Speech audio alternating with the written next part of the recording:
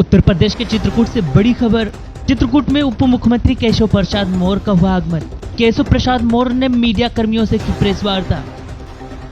चित्रकूट में उप मुख्यमंत्री केशव प्रसाद मौर्य की अध्यक्षता में लोक निर्माण विभाग के निरीक्षण गृह सभागार में जनपद चित्रकूट में कराए जा रहे विकास कार्यों और निर्माण कार्यों की समीक्षा की गई।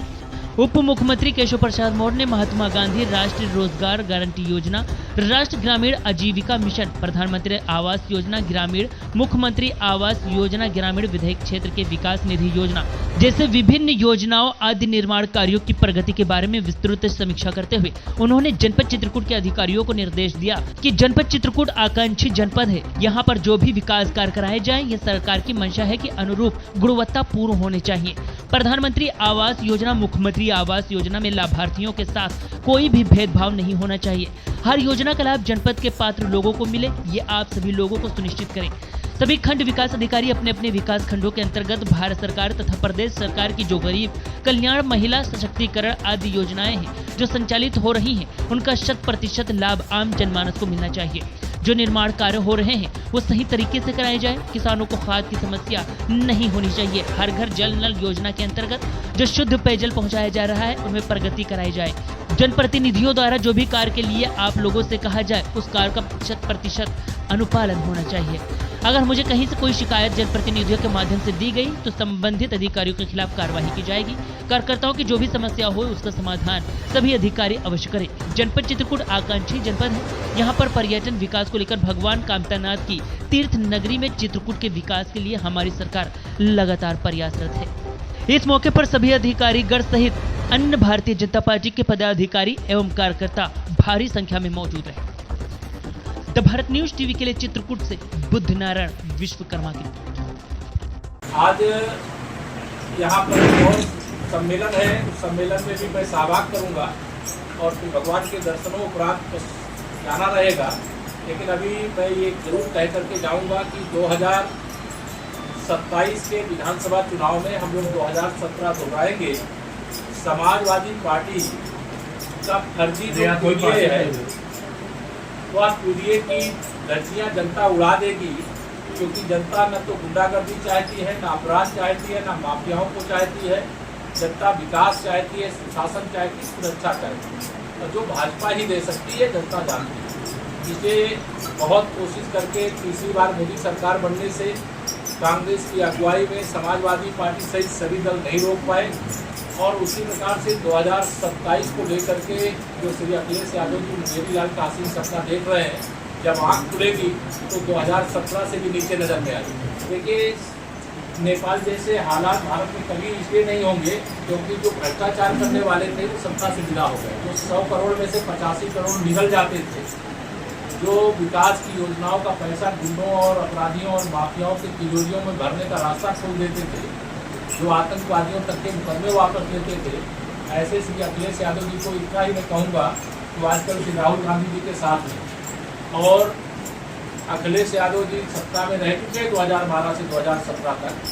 जब अपना कार्यकाल वो देखेंगे तो उनको शर्मिंदगी होगी कि अपने कार्यकाल में जो वो फर्जी पीडीए की बात करते हैं, वो फर्जी पीडीए परिवार डेवलपमेंट एजेंसी बन करके रह गया था।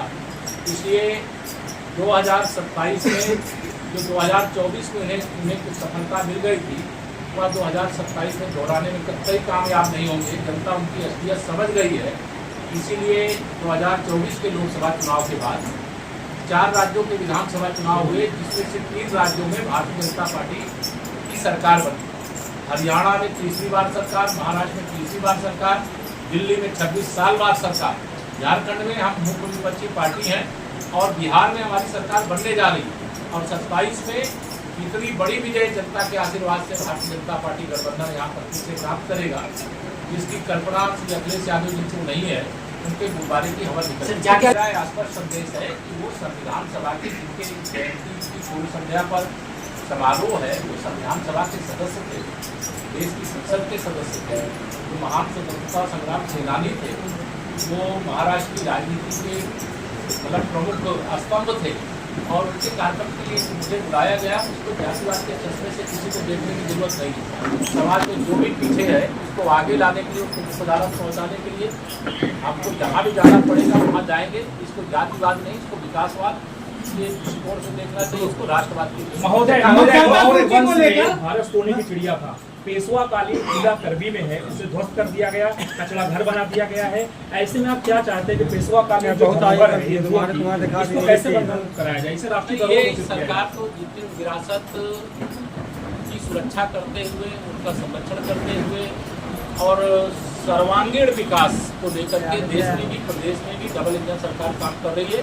और चित्रकूट हमारी सरकार की प्राथमिकता में, केंद्र सरकार की भी प्राथमिकता में, माननीय मोदी जी की प्राथमिकता में, आदरणीय मतदाता सूची अच्छा, को लेकर बिहार में वोट चोरी का एफआईआर कराया गया, वोट चोरी कांग्रेस आरोप लगता है। क्या लग रहा है यूपी में फर्जी आरोप, फर्जी यात्रा निकलते घूमते हैं। उनको चुनाव में जब हार दिखाई देती है तो वो संविधान खतरे में बताते हैं, लेकिन जब सरकार चली जाती है, उनकी नहीं बन पाती है, तो उनको लगता है कि अब इस प्रकार का आरोप लगाओ।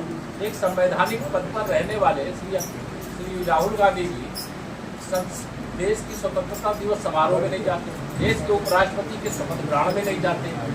ये ऐसे लोगों की क्या अपेक्षा करेंगे? वो कोई भी आरोप लगा सकते हैं, लेकिन देश की संवैधानिक संस्थाएं मजबूत है, देश का लोकतंत्र पर विश्वास है।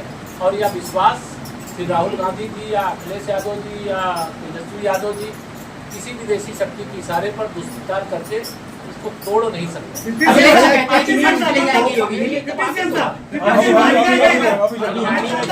भद्राचार्य महाराज ने पश्चिमी यूपी को मिनी पाकिस्तान कहा, क्या मैं उनके पूज्य महाराज जी हैं, उनको प्रणाम करता हूँ। उन्होंने जो कहा है उसका जवाब वही देंगे।